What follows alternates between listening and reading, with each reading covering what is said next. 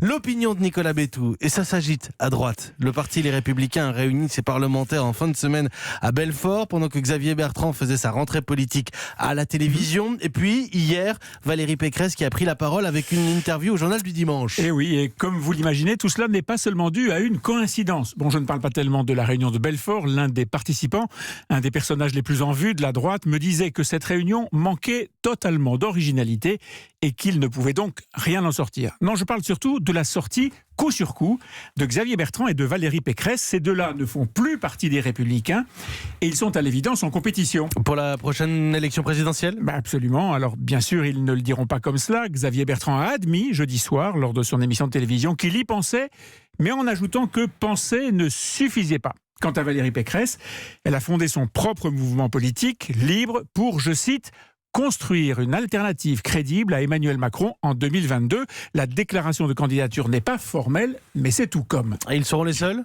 À droite, non, probablement pas. D'abord, il ne faut pas exclure qu'un candidat estampillé Les Républicains émerge vraiment d'ici là.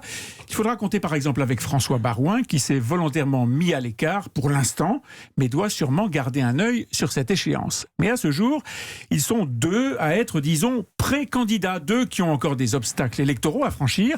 Xavier Bertrand, c'est sa réélection à la tête de la région des Hauts-de-France, et Valérie Pécresse en Île-de-France. Deux défis politiques pas simples et qui peuvent, en cas d'échec, stopper net leur ascension vers l'Élysée. Mais j'imagine que gagner les régionales ne suffirait pas. Et bien sûr que non, ils devront aussi se construire un espace politique et c'est toute la difficulté. Car Emmanuel Macron chasse aussi bien sur les terres de la gauche que de la droite. Sa récente offensive sur l'immigration montre qu'il ne laissera passer aucun thème. La droite devra donc se distinguer, trouver un angle, une faille sur laquelle s'accrocher. Et pour ma part, j'en vois deux sujets sur lesquels le chef de l'État est fragile. L'immigration, justement, car sa majorité le ramènera constamment à gauche, et on le voit déjà avec le sujet de l'aide médicale aux étrangers en situation irrégulière. C'est le thème sur lequel Valérie Pécresse a choisi de faire porter son effort. L'autre thème, c'est la réforme des retraites, qui dévoile à chaque jour qui passe de larges trous dans le dispositif, et qui, sous couvert de l'égalité pour tous, va au contraire créer de nouvelles inégalités. Xavier Bertrand est très sévère sur cette réforme. Il a raison. Comme l'immigration, c'est un dossier à partir duquel peut se construire pour l'avenir une alternative politique.